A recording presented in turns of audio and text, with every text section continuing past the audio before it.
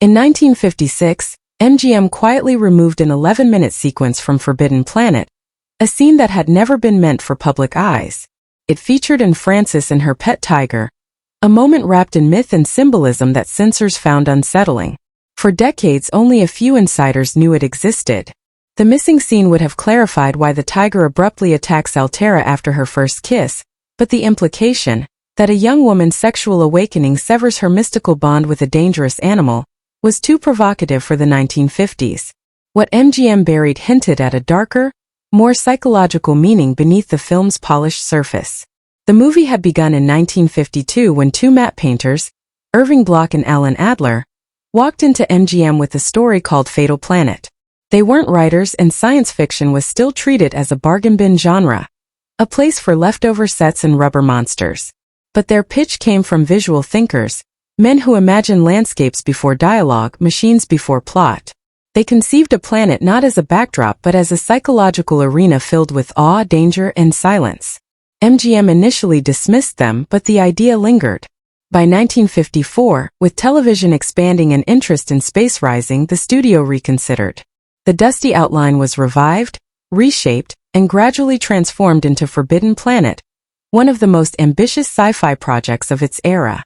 The studio invested nearly $2 million, 10 times the usual budget for the genre, because they weren't just making another cheap thriller. They wanted prestige. They wanted spectacle. They wanted respect. Sets were built from scratch. For sound stages housed different parts of the world of Altair 4. Instead of fading contract players, the cast included rising talents like Leslie Nielsen and Frances, balanced by Walter Pidgeon's seasoned gravitas. Even inside MGM, some whispered the studio was throwing money into a void. But the gamble worked. It became the 30th highest-grossing American film of 1956. Not a runaway hit, but a respectable success that proved science fiction could justify big budgets. Originally, the film took place in 1972, but the technology in the script felt too advanced for anything near the real world. So the story was pushed into the 23rd century, landing on a distant planet with a quiet connection to Shakespeare's The Tempest. Dr. Morbius became a space-age Prospero. His daughter Altaira, a futuristic Miranda. Even the monstrous force haunting the crew resembled vengeful spirits from Elizabethan drama. This merging of pulp futurism and classical storytelling made the film unlike anything audiences had seen. It was about ego, repression, and the hidden dangers of knowledge, all wrapped in lasers and alien ruins.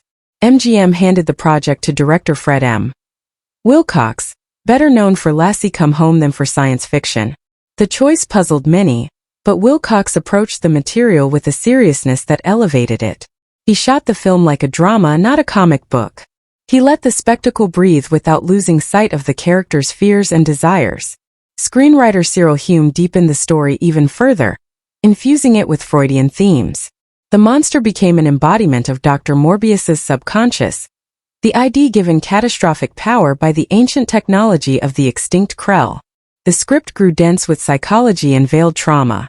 Walter Pidgeon, age 58, nearly declined the role of Morbius, dismissing science fiction as unserious. But the scale of the production and the Shakespearean undertones persuaded him.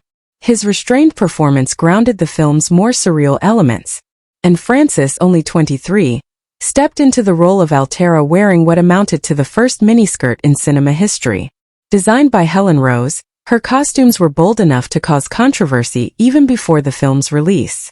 Spain banned the movie for over a decade because of them. Yet that look helped define Altaira as a symbol of innocence and futurism intertwined. Leslie Nielsen played Commander Adams straight and steady, long before comedy made him famous. His character foreshadowed the archetype of the starship captain later perfected in Star Trek. Warren Stevens portrayed Doc Ostro, whose final realization, "Monsters from the ID," became one of the film's enduring lines. Robbie the Robot, meanwhile, cost an astonishing $125,000 to build, consuming 7% of the entire budget. Actor Frankie Darro was crammed inside its sweltering, electrified interior until he was replaced after nearly toppling over during a take. Marvin Miller supplied Robbie's uncredited voice. Robbie went on to become one of the most recognizable robots in pop culture, appearing in films, television series, and even animation for decades. When Forbidden Planet premiered, not in Hollywood but at a science fiction convention in North Carolina, it was already clear MGM intended to sell it as an event. The film featured a groundbreaking electronic soundscape created by Louis and B.B. Barron, whose self-built circuits produced tones that crackled, surged, and died. The union wouldn't let them be credited as composers, so their work was labeled electronic tonalities. No one had ever heard anything like it. The visual effects were equally daring. Animator Joshua Metter designed the ID monster as a flickering, hand-drawn outline visible only when it clashed with force fields.